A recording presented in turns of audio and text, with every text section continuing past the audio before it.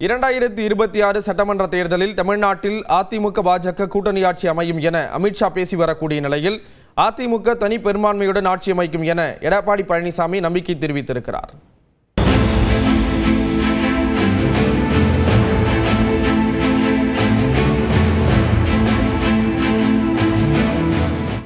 தமிழகத்தில் அதிமுக பாஜக கூட்டணி அமைத்து சட்டப்பேரவை தேர்தலை எதிர்கொள்ள வியூகம் வகுத்து வந்தாலும் அவர்கள் தேர்தலில் வென்றால் அதிமுக ஆட்சியா அல்லது கூட்டணி ஆட்சியா என்கின்ற கேள்வி விடை தெரியாமல் நீண்டு வருகிறது. கடந்த நாடாளுமன்ற தேர்தலுக்கு முன்பு பாஜகவுடனான கூட்டணியை முறித்துக் கொண்ட அதிமுக பொதுச் செயலாளர் எடப்பாடி பழனிசாமி கடந்த ஏப்ரல் மாதம் மீண்டும் பாஜக தலைவர்களை சந்தித்து கூட்டணியை உறுதி செய்தார். சென்னையில் நடந்த செய்தியாளர்கள் சந்திப்பில் பேசிய மத்திய உள்துறை அமைச்சர் அமித்ஷா தமிழ்நாட்டில் அதிமுக பாஜக கூட்டணி ஆட்சி அமைக்கும் என தெரிவித்தார். அதன் பிறகு ஊடகங்களுக்கு அளித்த பேட்டியில் கூட்டணி ஆட்சி என்பதை இருமுறை உறுதியாக குறிப்பிட்ட அமித்ஷா 2026ஆம் ஆண்டில் தமிழ்நாட்டில் ஆட்சி அமைத்தால் அந்த அமைச்சரவையில் பாஜகவும் அங்கம் வகிக்கும் என தெரிவித்திருந்தார்.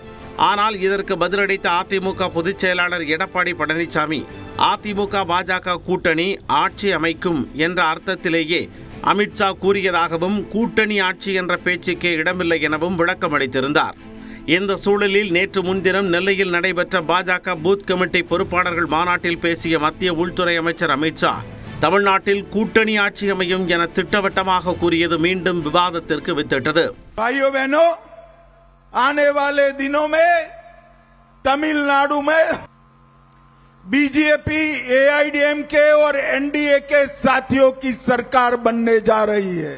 இந்த நிலையில் நேற்று திருச்சியில் பரப்புரை மேற்கொண்ட எடப்பாடி பழனிசாமி 2026ஆம் ஆண்டில் அதிமுக வெற்றி பெற்று தனிப்பெரும்பான்மையுடன் ஆட்சி அமைக்கும் என்றும் கூறியுள்ளார். 2026 சட்டமன்ற பொதுத் தேர்தலில் மக்களுடைய பேராதரவை பெற்று அனைத்து இந்திய அண்ணா திராவிட முன்னேற்ற கழக கூட்டணி பெரும்பான்மையான இடங்களை வெற்றிபெற்று அதிமுக தனி பெரும்பான்மையோட ஆட்சி அமைக்கும். அதிமுக பாஜக மீண்டும் கூட்டணி அமைத்து 4 மாதங்களை கடந்த பிறகும் வெற்றி பெற்றால் ஆட்சி எப்படி இருக்கும் என்பதில் இரு கட்சிகளின் தலைவர்களும் தொடர்ந்து எதிரும் புதிருமாக பேசி வருவதால் கேள்விக்கு விடை கிடைக்காமல் விவாதம் நீண்டு கொண்டே செல்கிறது.